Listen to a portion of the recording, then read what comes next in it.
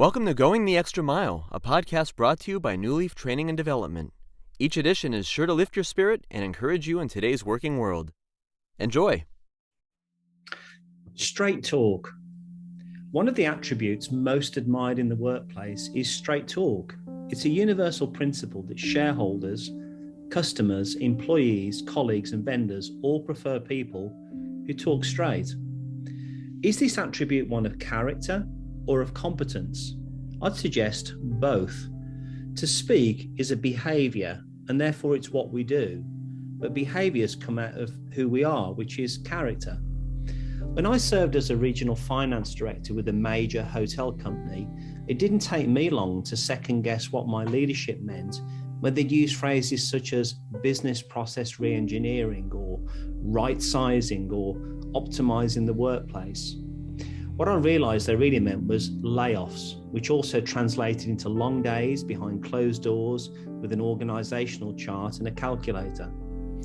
I hear that same lack of straight talk today from many in the workplace.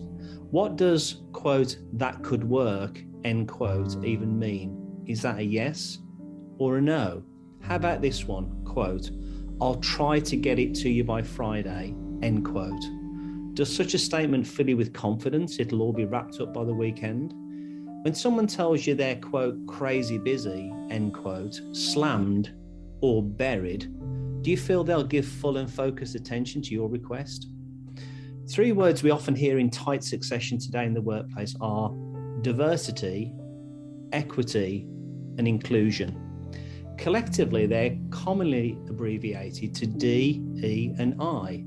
Standing alone, they all sound like quite positive words, but when pulled together, I actually fear that they're causing more harm than good.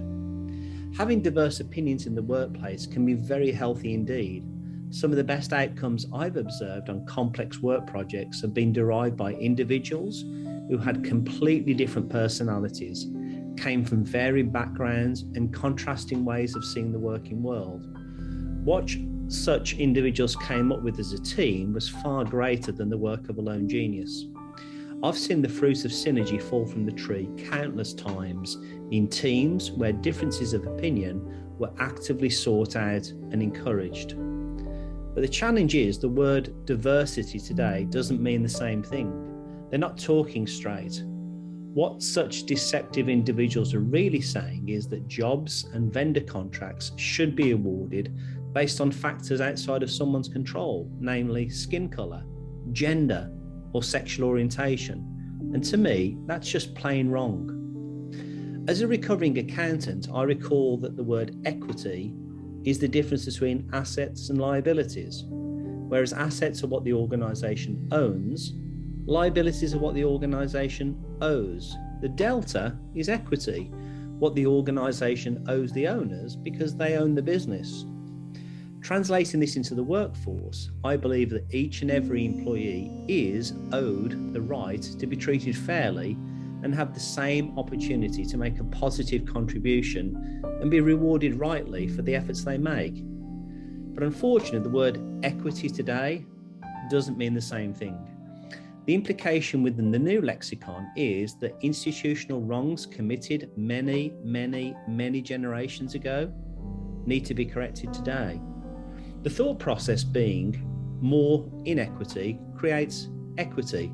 And to me, that's just plain wrong and is a form of double speak. It's just not straight talk.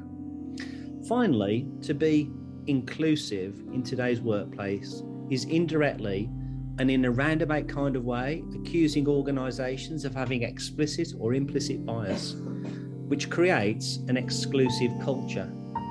I can't see the wood for the trees on that definition, can you?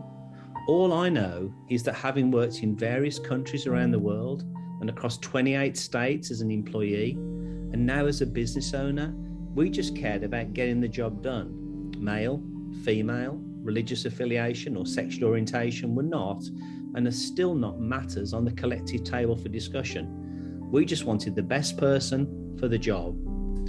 I believe what organisations need more than ever today is men and women of impeccable character and unquestionable competence. Who they are and what they do will chart the direction of their work teams and organizations for many, many years to come as they sail through these temporal, stormy seas. A reliable compass at the end of the day is one that shows true north. And I believe that straight talking is such a compass in an upside down world. I hope you found that short story useful, and if you did, feel free to rate, review, and share this podcast. We'll be back next week with another episode, and we also invite you to check out our other weekly podcast, Take 5, an inspiring interview with a leader worth listening to. Bye for now.